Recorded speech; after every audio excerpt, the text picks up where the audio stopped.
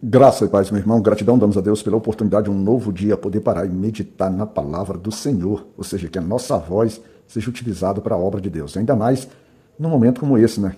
Nós estamos ali dentro daquilo que aqui no nosso país é considerado festa carnavalesca, a festa da carne, as movimentações. Quando você pergunta, ninguém gosta de carnaval, mas quando a gente olha as imagens aí pela TV, é impressionante o número, como isso mobiliza, como isso sensibiliza o ser humano, como a carne aflora. Então, num momento como esse, quando a gente para aqui para poder estudar a palavra de Deus, buscar nele direcionamento, entendimento, o jeito correto de se viver e de agradá-lo, nada tão maravilhoso quanto isso. Então, de fato, é um momento especial, especialíssimo. E a nossa meditação nesse dia de hoje vai estar no segundo livro das Crônicas, capítulo 17. E o nosso versículo de trabalho é o versículo 9.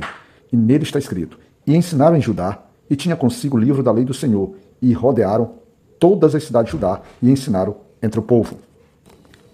Nós estamos aqui trabalhando nesse devocional a história do rei Josafá. Josafá, ele tem um paralelo dessa história lá no primeiro livro de Reis, capítulo 22. E Josafá é filho do rei Asa. E o interessante de você comparar com o capítulo 22 do livro de 1 Reis é que, inicialmente, Josafá, aqui, nesse devocional de hoje, ele é tratado de uma forma muito prudente, muito correta, porque ele é tratado como alguém que andou nos caminhos de Davi e não procurou praticar idolatria com outros deuses, como, por exemplo, os Baalins. Na verdade, Josafá, quando a gente continua a avaliação do capítulo, ele é um homem que busca o Deus de seu pai e ele se estabelece a sua caminhada nos mandamentos do Senhor e não segundo a obra de Israel. Perfeito? Então, interessante é isso. E a história vai tratar que ele se preocupou bastante. Num primeiro momento, ele se preocupou em fortificar as suas cidades de Judá e do seu reino, né, colocando vários homens de guerras espalhados nas cidades diversas, nas guarnições da terra de Judá, para que, inclusive, na área de Efraim, que foi uma terra tomada por Asa, por quê? Porque ele tinha por propósito se defender, especialmente das tribos de Israel. Mas o que chama atenção sobre tudo isso? Então o cenário é isso. É um homem que basicamente ele anda no caminho do Senhor, ele é reto, né? Ele é alguém que anda conforme, ele toma como referência nem mesmo o seu pai Asa.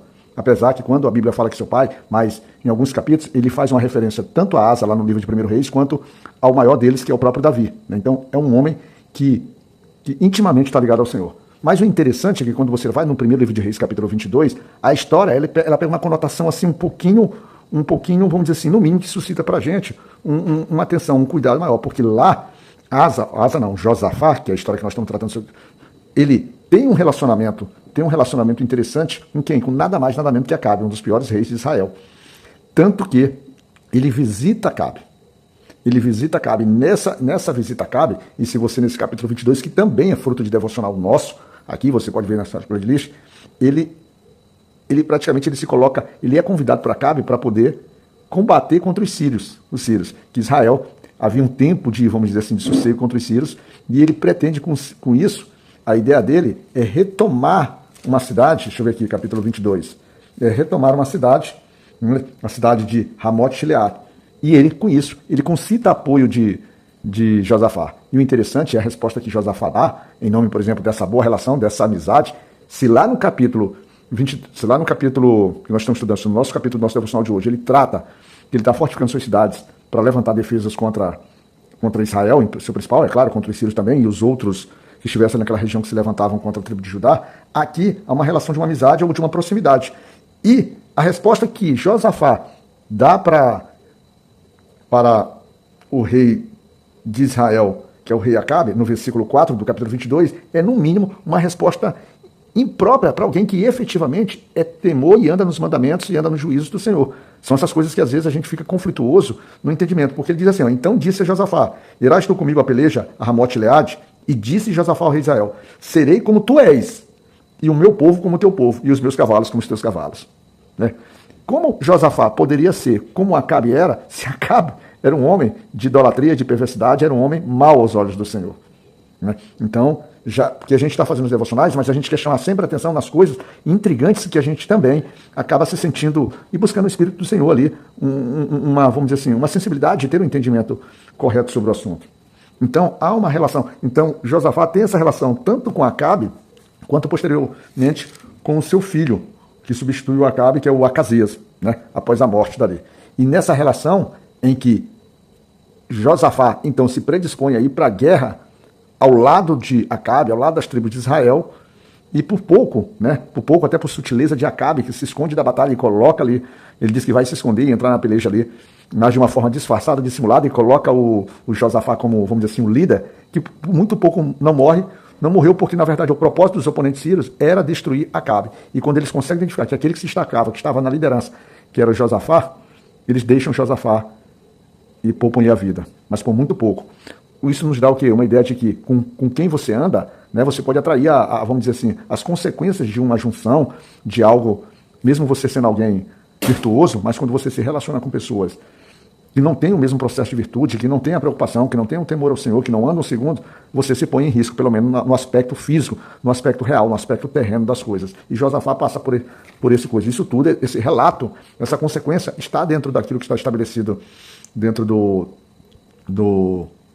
capítulo 22 do livro de 1 Reis, né? E um pouco, então, ele traz essa história, e é engraçado que o capítulo é ordenado de um jeito que somente a partir ali, a gente estava vindo lá do começo do capítulo, somente lá no versículo 41 é que ele vai fazer a introdução de Josafá como rei, né?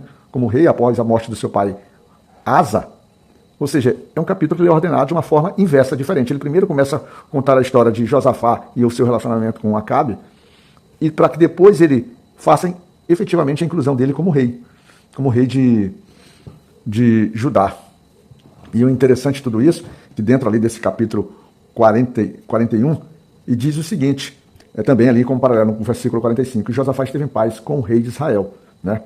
Mas nós vamos ver que dentro do capítulo Crônica, a visão do autor do livro de Crônicas é uma visão maior, porque é uma visão que ele não vislumbra apenas um momento único desse relacionamento aqui. Quando fala lá em Crônicas, que nós estamos estudando no capítulo 17, quando fala lá em Crônicas que ele estabelecia, que ele fortalecia as cidades, é porque ao longo da história, né, ao longo do momento das divisões das tribos, havia essa situação de combate e de tensão entre os dois reinos.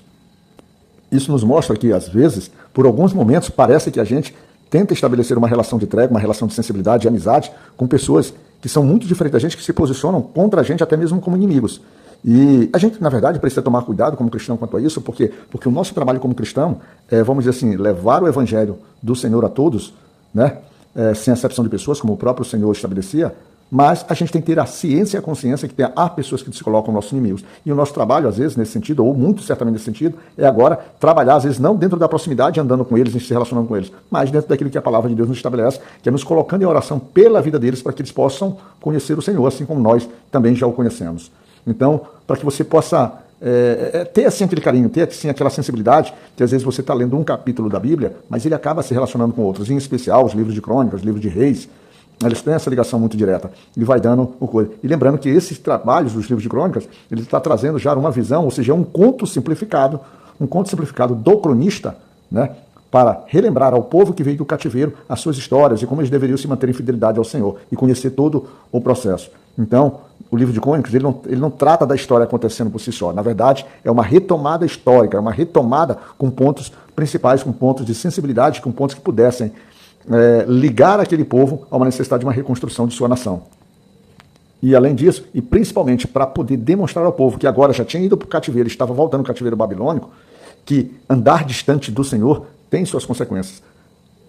A nação Israel, antes, quando com 12 tribos, e agora, simplesmente, o que restou dessa nação, após, vamos dizer assim, o banimento, o aniquilamento das 10 tribos, restando apenas essas 2 tribos, que era a tribo, ou as 2 tribos, ou 3 tribos que se fundiram em uma tribo só, que é a tribo de Judá, era importante eles retomarem essa construção, mas retomarem de forma correta, retomarem seguindo ao Senhor e cumprindo os seus princípios e mandamentos.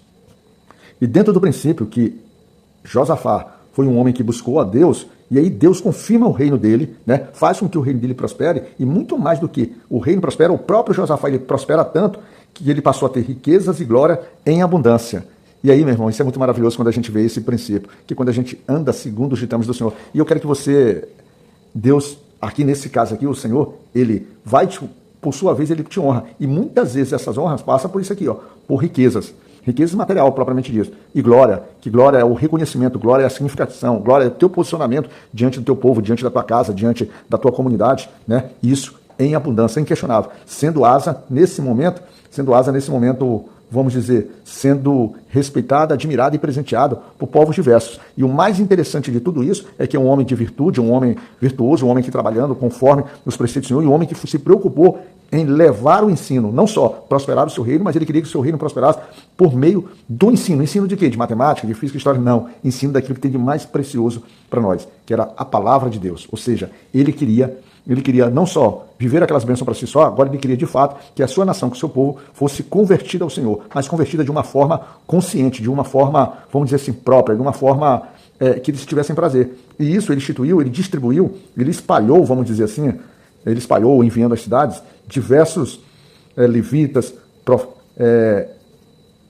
autoridades e príncipes, né, e sacerdotes, para quê? Para que eles, durante as cidades, eles se preocupassem diuturnamente com o ensino da verdadeira palavra do Senhor, dos propósitos do Senhor para aquele povo. Ainda mais porque era um povo que estava vindo do cativeiro. Ou seja, eles poderiam não ter uma consciência plena, mas esse rei, ele se preocupou com isso.